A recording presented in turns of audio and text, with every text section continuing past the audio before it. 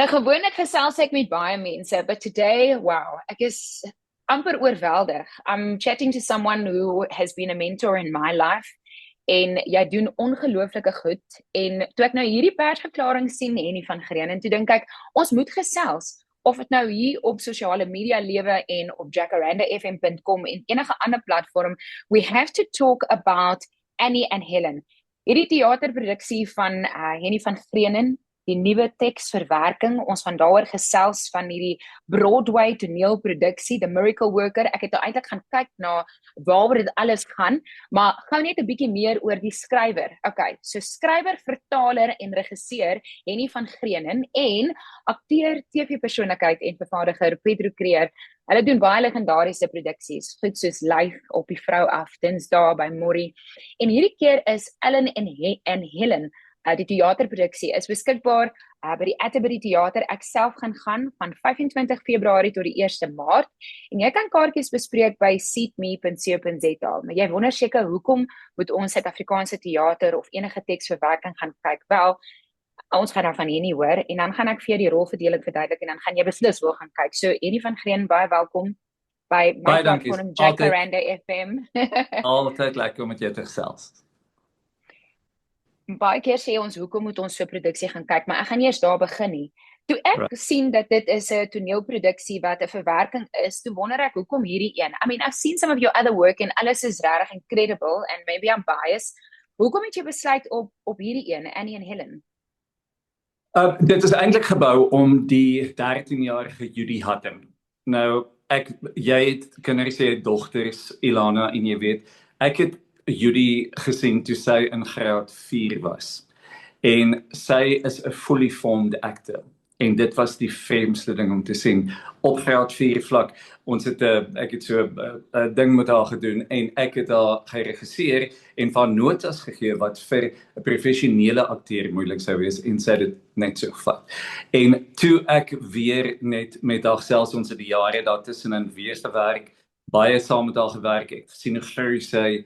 En toe onthou ek die storie van Helen Keller, want sy is as deel van ons Curo Create program by die Curo skole, is sy geamp, dis ons Advanced Mentorship Program, wat beteken jy gee vir haar uitdaging. En Judy as mens, as dogter, is sy's verskriklik borrelend, sy's slim, sy's verbaal, sy's baie goed met haar gesig. Toe dink ek wel, dan gee ek vir jou iets wat al daai goed wegvat. Ek gee vir jou die rol van Helen Keller, wat doof is, wat blind is, wat daarom nie kan praat nie. En ons kyk of jy dit kan doen. En in ons eerste werksessie het ek net teruggesit en gedink, okay, lekker. En toe kom die idee op, maar hoekom doen ons nie die produksie nie? Gebou om Judy, om Helen. Want in hierdie produksie, wêreldwyd, jou groot probleem is altyd wie speel Helen, want dit is verskriklik uitdagend. Hierso het ek begin met my Helen en toe het ek uitgebou met die akteurs om haar. Dis 'n baie ander manier om iets te kan begin, maar ek hoor wat jy sê, jy het begin met die moeilikste deel van die produksie. Ja. Ek net toe ek nou kyk na die storie self, onmiddellik, ek sê altyd vir my luisteraars, moenie vir my praat van resilience nie, veerkragtigheid nie, because now you're dealing with a character here wat doofstom is. Jy weet, that is a true story of resilience. Jy weet, jy sit vir iemand in 'n situasie waar alles om te lewe is 'n uitdaging. Ja, en onthou ek dat ons is nie hier nie, ons is nie op 'n gevorderde vlak met mense met gebreke nie, ons is nie in 'n plek waar plekke accessible is nie, ons is in 1899. En hierdie vrou het 'n legende geword, die eerste vrou, die eerste blind, doof, non-speaking woman om 'n graad te verwerf. Sy het die wêreld vol gereis, sy was 'n kampvegter vir disability regte, vir vroueregte, en dit het alles begin met 'n dogtertjie wat vasgevang is in die donkerte, in 'n tyd waar hierdie kinders more often than not net in 'n huis gesit is. Ja. So gepraat van, en ek het gesien die tyd waarin dit afgespeel het, hoe skuif 'n mens van 2026 in so 'n tydperk in? Ons praat van eeue terug. I mean, how do you even begin to think of how to work that? As ons kyk na die theaterproduksie, buiten die feit dat dit amazing acteurs is, isn't there an element that would bore us because it's so far back in historic time? You can ask the same about Hamlet. You can all ask the same about any play that was written then. The human condition remains the human condition. En wat vir my baie belangrik is aan die toneelstuk is wat jy genoem het, resilience. Ek is baie bekommerd oor baie jong mense waarmee ek deel wat nie resilient is nie, wat geen veerkragtigheid het nie. En dis vir my belangrik dat mense die storie kom kyk van hierdie meisie wat totaal oorweldigende odds oorkom het met die hulp van Annie Sullivan en lig gevind het. En dan wil ek hê mense moet daarna kyk en gaan, jy weet, my issue is die volgende. En wat dit ook al is, die kans is goed, jou issue is nie so groot soos Helen Keller as 'n 12-jarige dogter nie. Jy moet daaraan werk en ek hoop dat mense dit kom kyk en besef, maar dit stel my lewe in perspektief. En dat veral jong mense gaan kyk, okay, maar daar's groot odds, maar iets kan gedoen word, iets kan verbeter word. En dis vir my die belangrike ding. En onthou ek in terme van die feit dat dit 'n period piece is, ons het heeltemal, ons hele stel is wit, elke meubelstuk op die vloer is wit. Die kostuums is period, maar dis net silhouette, daar's nie detail in nie, want dit is nie die belangrike ding nie. Die belangrike ding is die hart van die storie. Is 'n meisie wat so verlore is en soveel, sy weet dit nie, maar soveel intellek het en hoe sy daaruit gelei word. En natuurlik dan, ons praat nou baie oor Helen, maar ook Annie, wat 'n ongelooflike damaging childhood gehad het. En dit is iets wat baie na my hart lê. Hoe beïnvloed wat met ons gebeur as kinders voor 18, daai goed word geskryf op ons siel. En die res van ons lewe by ons. So hoe beïnvloed dit ons lewe, die trauma, veral in Annie se geval. Sy het, jy sal sien in die play, sy kom kyk, sy het 'n ongelooflike haaglike toestand groot geword. Maar intellek gehad, resilience gehad, haarself gewerk deur die eerste blinde skool in Amerika en het so opgeëindig by hierdie girl wat nie kan praat of hoor of sien nie. En die twee van hulle het 'n battle om vir Helen uit daai donkerte uit te lei. En dit is waar dit bly gaan. Dit is die mooiste ding om te sien. Hoe hulle fisies 'n wêreldoorlog het op die voorg tussen hierdie twee sterk vrouens en hoe hulle eventually al twee 'n form of healing ondergaan. Ek wil gesels oor die feit dat jy 'n bekroonde skrywer is en dat ek jou werk geniet, maar ek kan nie help om net te bly by daai mooi temas en al die ek is 'n mens en ek voel altyd dat your curse will become your blessing. Please God. Like I always think as iets met jou gebeur het wat jou probeer terughou het, eendag gaan jy dit gebruik vir goed of jy gaan iemand se lewe kan red en dis presies wat jy nou sê dat jy weet daar moet 'n mate van veerkragtigheid in ons almal bestaan sodat eendag kan ons daai ding vat en sê okay, ek gaan iemand se lewe red hiermee. As jy kyk na die storie self en jy kyk in die tye waar hulle groot geword het, soos wat jy nou noem, ongelukkige omstandighede, you think that all odds are against you. Ek wil net bly by die tema van ons jong mense en selfs ons as mense.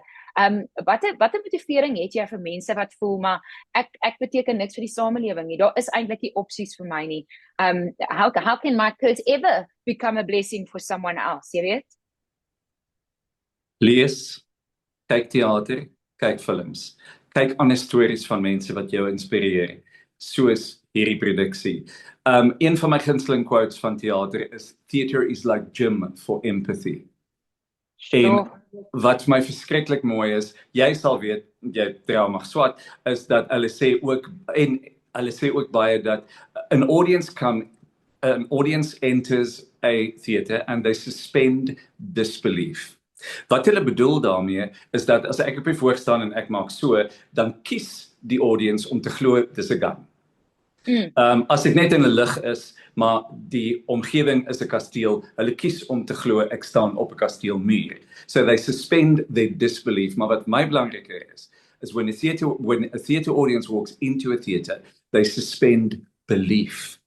So that means that prejudice, people who look differently, people wat act differently, mense wat anders glo, mense met ander lywe.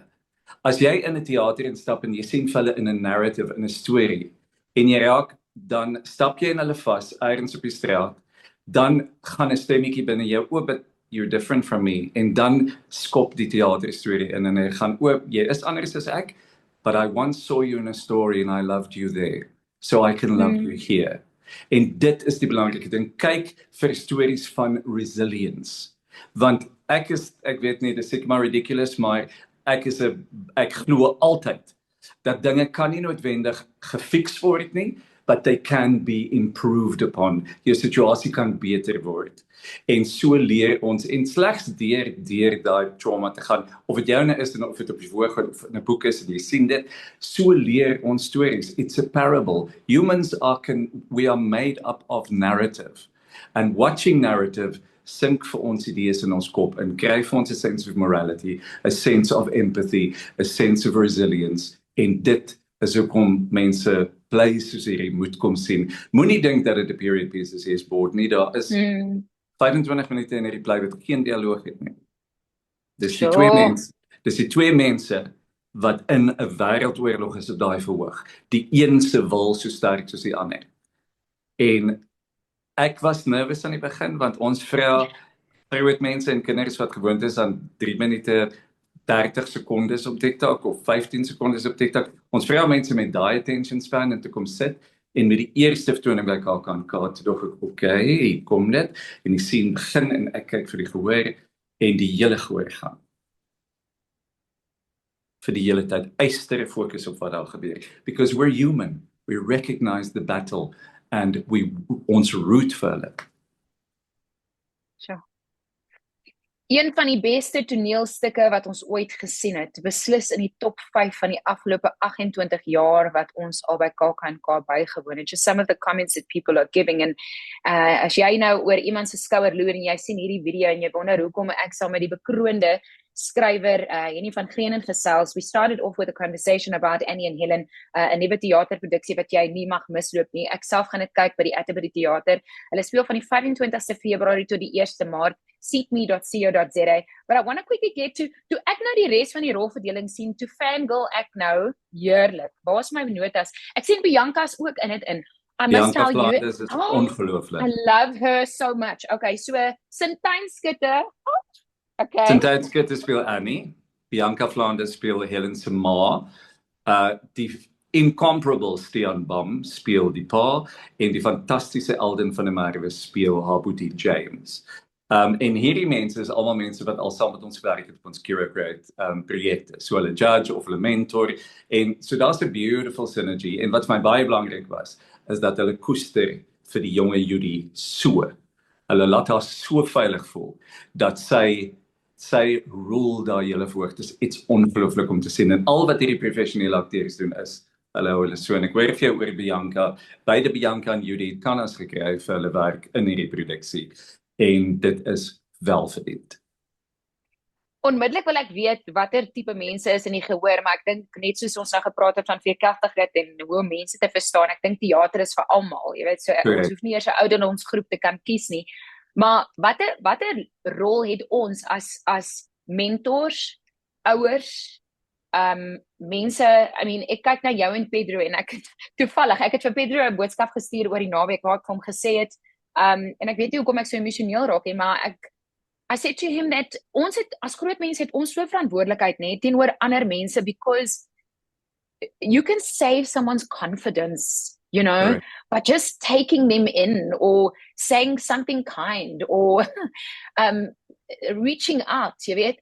Ek kyk nou na hierdie jong akteur, hoe oud is hy nou, en watter verantwoordelikheid het ons as kom ons noem ons so groot mense, vandag is ek 'n groot mens, watter verantwoordelikheid het ons as groot mense teenoor jong mense, om hulle in te vat en te sê, you know what, you can, and I believe in you, and you can do it, and I'm watching you, kid. Ja, ek wil net sê oor Ilana Afrika, wat toe nog net Ilana Afrika was. You shone like a star, en ons was eenvoudig die eerste mense wat dit genotice het. En so it's not that we did something marvelous. Jy het so 'n charisma, which we still know there is today. You shone like a star, and we just went, what the hell is that? And then everything else followed. So dis hy, die 12-jarige Judy Hatting, wat sy was 12 terwyl ons repeteer het, sy het 13 geraak, net voor ons KAK toe is. Sy is nou net graad 8 toe. Ons as volwassenes, en ons vat dit verskriklik ernstig op, is om haar so veilig as moontlik te voel, om vir haar te sê, enigiets wat jy voel in hierdie repetisieproses is valid. gesels met ons. Ja. En jy weet, en dit is die belangrike ding. Ons sien haar, ons gee vir haar geleenthede. Ek is baie bewus daarvan dat die plekke waartoe sy gaan as Helen is incredibly donker. En ons vir Judy het geen van daai ervaring nie. Maar sy sê vir my dat net hoe dit haar levels of empathy geaffekteer het om elke keer in Helen se lyf en se kop daai donkerte in te klim, het haar as mens verander.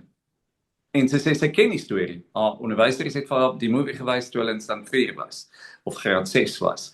En sy sê, maar vir die eerste keer leef sy met haar en sy gaan deur haar hele proses van healing en dit maak van haar 'n beter mens. Dis hoekom ons as performance en skrywers is kom maar whack oor partykeer want daar's baie mense wat in ons leef en daar's baie stories wat in ons leef. Dankie vir jou virtual hug en just your inspiration. Dis vir my so belangrik om in jou oë te kan kyk en net te kan gaan, okay, we all doing just fine. We all okay.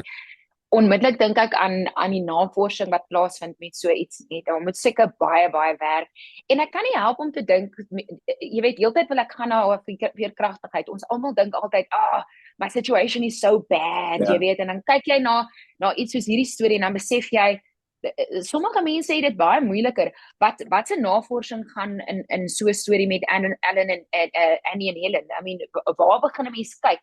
Ek vertrou nie eers die internet op 'n goeie dag nie, jy weet. So, hoe begin 'n mens navors? En dan dink ek onmiddellik, jy weet, ons almal lewe ook maar net vir die heel eerste keer. Hoe navors 'n mens wie jy is? Jy weet, hoe besef jy, okay, I'm on the right track of life, you know? I'm just trying my best. Ja, ek dink nie ons weet dit ooit nie, behalwe miskien in retrospect. Maar vir hierdie produksie, die anker is William Gibson se play en se screenplay vir The Miracle Worker. So dit is die groot bulk daarvan. Maar die play byvoorbeeld het 12 akteurs of 12 karakters. Dis 'n baie broad play. It didn't age very well, kind of according to me. So dit was vir my belangrik om dit meer palatable te maak vir audiences nou. En om dit te doen, het ek direk na haar eie woorde gehad, The Story of My Life, die autobiografie van Helen Keller, waar 'n mens hoor hoe haar ervaring was, en dan die ander kant, Kim Nielsen se boek, Beyond the Miracle Worker, wat gaan oor Annie se lewe. Want ek wil baie graag die original play is so sterk op Helen, en ek wou die gehoor baie meer aandag, ek wou baie meer aandag in die play gee oor Annie en haar trauma en hoe sy uitgekom het en wat maak haar so ongelooflik hartig gehad. Want kyk, Helen Keller is spoiled. Sy's blind, sy's doof, sy kan nie praat nie, so haar ouers laat haar toe om enigiets te doen. Sy is as kind feral. Sy's 'n wilde ding. Sy word toegelaat om aan die ontbyttafel as almal eet, storm sy rond in die ontbyt en sy gryp net kos uit mense se borde, maar dis wat hulle toelaat. En dissipline is wat Annie bring en volharding en empatie. En so die boeke het gehelp om dit te belig en dan ook die akteurs wat ons gekry het wat die hart van die produksie vind. Die eerste teks, baie van dit het ons verwerk op die voorg, hulle het na die partytjie gekom, ons het dialoog aangepas, dat dit nie stodgy klink nie, dat dit in hulle monde pas. So die navorsing tot by die teks is een fase, en dan die werk saam met die groep professionele akteurs is 'n tweede fase. En daar het ons, en jy weet, jy kan nie presies soos 'n skrywer nie, jy kan sê, okay, daai 3 bladsye moet ons sny. Okay, daai idee is baie oulik op papier, maar dit werk nie. Ek het die groot monoloog wat Bianca se karakter doen aan die einde van die play, ek dink ons het dit 4 keer oorgeskryf. Maar as sy daai ding gooi, dan is daai hele gehoor, dan staan al die hare op jou arms en op jou nek op. So, that is the process of getting to it. En dit is dan ook veerkragtigheid. Dis hoekom kinders moet teater dit doen. Dis hoekom jou kids, wanneer hulle reg is en stel belang, sit hulle op 'n voorg by die skool.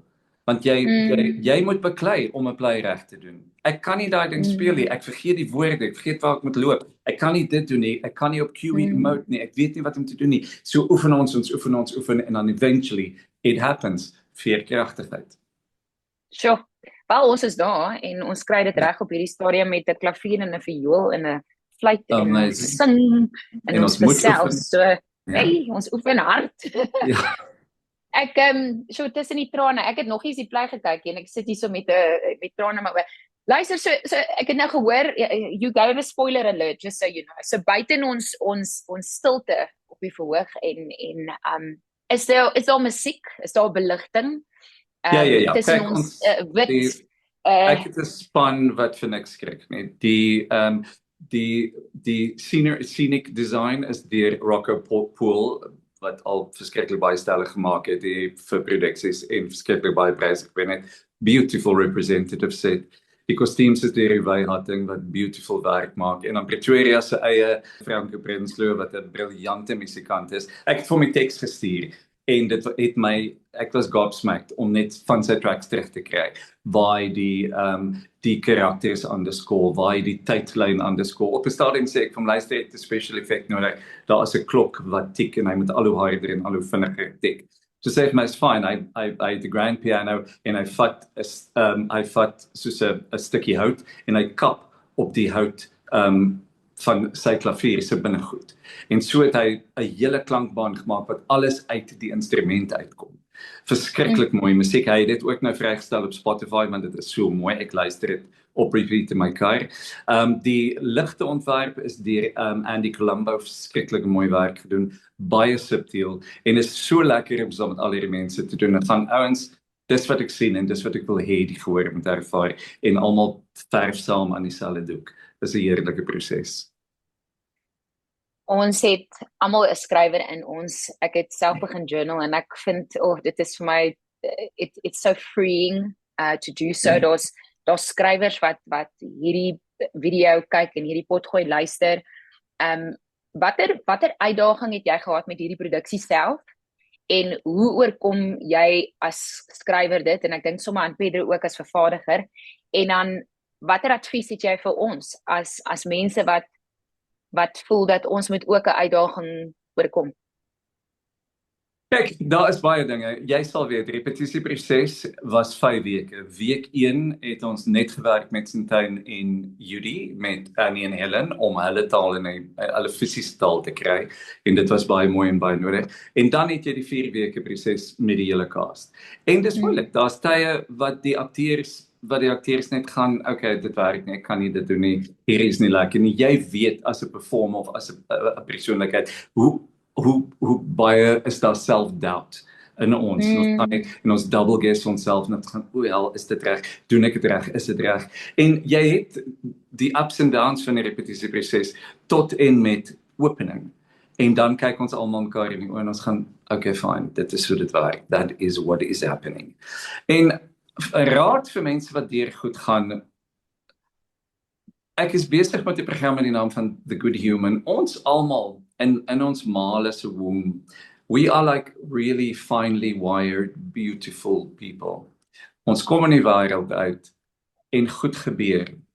En mense ruk van daai drade los. En dit is trauma. Ons loop deur ons adult lives met daai drade wat uit ons maag uitsteek. Ons weet dis daar and it doesn't bother us because we're human, we get used to it. Maar elke nou en dan, as iemand vir jou iets sê, as iemand 'n verkeerde woord gee of iets sê waarvoor jy sensitief is, dan is dit asof daar 2 drade mekaar vat en dit spark in jou short so 'n bietjie in jou siel.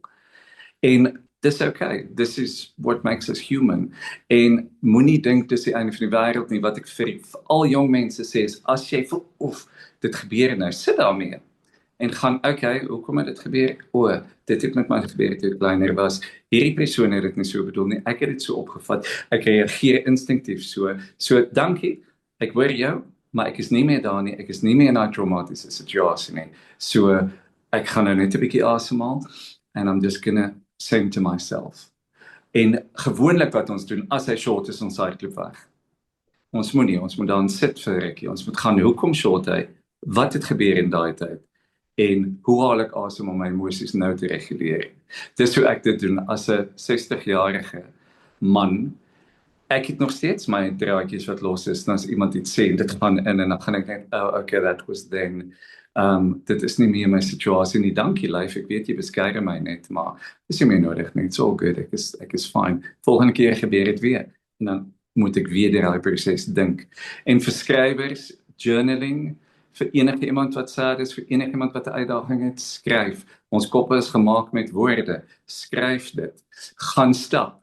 Ek is baie blessed om naby die see te woon. As ek 'n issue het, as ek iets skryf en ek het nie 'n antwoord nie, gaan stap ek 5 kilos met my hond. As ek terugkom sonder om eers daaraan te dink, is die antwoord daar. We are problem solvers. We are not problem enlargers. Humanity has always solved problems. En elkeen van ons ook. 'n Laaste ding vir skrywers, begin met jou eie storie. Nee, as jy nie klaar is daarmee nie. Maar meestal van ons eerste stories is autobiographical, is oor onsself. Maak sin daaruit. As jy in 'n situasie was wat vir jou onuithoudbaar is, write about it. Jy kan die einde verander. Jy hoef nie die einde te vat soos dit was in real life nie. Change the end. Make it a happy ending. Have a conversation with a person who hurt you. Wees nice met die persoon wat met jou lelik was. Gee mense 'n kans. Skryf jou storie, herskryf jou storie. Re-narrativize your lewe. This will help.